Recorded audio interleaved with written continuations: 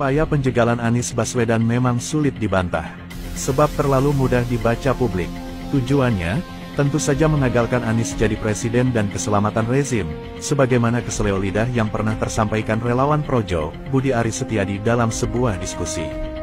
Berikut adalah upaya penjegalan Anies, namun yang terjadi justru seperti menepuk air di dulang, terpecik muka sendiri.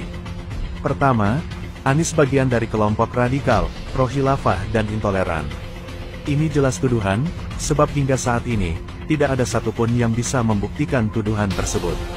Mana kebijakan Anies ketika jadi gubernur yang terkesan pro-kelompok radikal, pro-khilafah, dan intoleran. Semua yang menuduh bungkam seribu bahasa. Yang terjadi justru Anies didapuk menjadi bapak toleran. Bahkan, dalam jagat media sosial, ada yang menjawab dengan cuplikan berita berjudul, Cerita Gubernur Ganjar Pranowo, yang pernah berbicara di forum HTI. Kedua, upaya menghancurkan karya fenomenal Anies, salah satunya Stadion JIS.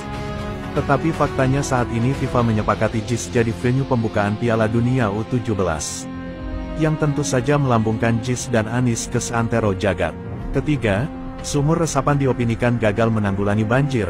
Faktanya konsep ini ditiru Presiden Jokowi dan Ganjar, dan berhasil mengurangi waktu genangan air di DKI. Dan masyarakat justru puas dengan penanganan banjir DKI, masa Gubernur Anies.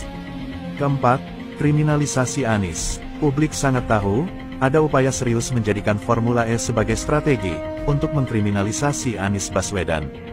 Lagi-lagi gagal, yang terjadi malah perseteruan sengit antara Firly dengan Kapolri, karena Firly memberhentikan Endar Priantoro dari Direktur Penyelidikan KPK, sebelum masa tugasnya selesai dari Kapolri.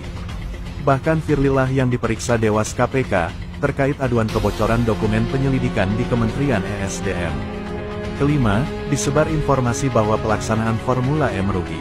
Namun justru belakangan terbuka ke publik, Mandalika wariskan hutang sampai 4,6 triliun. Dan dalam pelaksanaan eventnya, alami kerugian hingga 100 miliar. Keenam, upaya membubarkan Partai Koalisi Perubahan. Upaya Muldoko merebut Partai Demokrat, pendapat publik tidak bisa lepas dari upaya mengeluarkan Partai Demokrat dari Koalisi Perubahan. Namun upaya ini gagal, karena Mahkamah Agung menolak PK Muldoko. Ketujuh, terbongkarnya korupsi BTS, dimanfaatkan untuk menyerang Anies. Mereka menyerang melalui Partai Nasdem, yang seolah-olah Anies didukung partai yang korup. Surya Paloh pun menantang Kejagung, agar membuka kasus tersebut secara gamblang. Yang terjadi selanjutnya, justru terbongkar siapa-siapa saja yang menikmati korupsi BTS. Kedelapan, ditemukannya beras bansos DKI, yang membusuk di Pulau Gadung, dimanfaatkan juga untuk menyerang Anies. Diopinikan bahwa Anies Baswedan korupsi beras bansos tersebut. Yang terjadi justru KPK mentersangkakan Kunchoro Wibowo, atas dugaan korupsi beras bansos KPM PKH tahun 2020 sampai tahun 2021.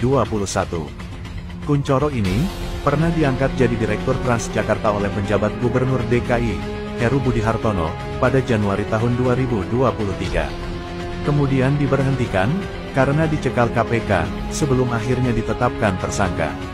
Kesembilan, ganggu kampanye Anies. Upaya mengagalkan dan mempersulit acara Anies di berbagai daerah, dengan cara tidak menerbitkan atau batalkan izin. Seperti yang terjadi di Bekasi, dan daerah lainnya. Kesepuluh, Anies Baswedan bukan pribumi, keturunan Yaman, dan pelaku politik identitas. Kelompok yang mengopinikan ini, mengaku dirinya paling NKRI, anti-rasis, dan anti-politik identitas. Justru opini ini kontra NKRI, jelas rasis, dan menggunakan politik identitas untuk menyerang Anies Baswedan. Bahkan belakangan muncul baliho yang memasang Ganjar Pranowo dengan Habib Umar Bib Hafiz, di Kalimantan Tengah. Kita tahu bahwa Habib Umar adalah ulama besar Yaman. Ada juga, salah seorang ulama karismatik kita, Habib Lutfi bin Yahya adalah keturunan Yaman juga. Beliau justru diangkat menjadi anggota Dewan Pertimbangan Presiden, periode tahun 2019 sampai tahun 2024 oleh Presiden Joko Widodo. Ke-11, menggunakan lembaga-lembaga survei, dengan menempatkan Anies di posisi ketiga. Lembaga-lembaga survei masa kini, tentu menggunakan HP untuk menanyai respondennya. Sama halnya dengan polling yang menggunakan HP, dalam mengklik pilihannya. Hasil polling tersebut, lebih dari 80% polling di platform media sosial, memenangkan Anies dengan suara antara 50–75%. Apakah penjegalan Anies Baswedan ini sampai di situ? Tentu tidak. Akan ada penjegalan-penjegalan lainnya, terutama penyebarluasan berbagai fitnah ke Anies Baswedan, yang sudah barang tentu tidak bisa dibuktikan. Kami yakin, kebenaran akan selalu mencari jalan untuk mengungkapkan dirinya. Teringat ungkapan Anies Baswedan dalam sambutannya, ketika peluncuran buku tetralogi Transformasi AHY, beliau mengatakan, Allah bekerjanya misterius. Ya Tuhan yang Maha Perkasa, yang Maha Kuat, dalam perjalanan ke depan, lindungi kami dari kedengkian, dari kezaliman. Jangan Engkau jadikan kami sasaran fitnah. Sibukkanlah orang zalim dengan yang zalim lainnya. Selamatkan kami dari tipu daya dan kejahatan. Limpahkanlah kesabaran atas kami dan teguhkan pendirian kami.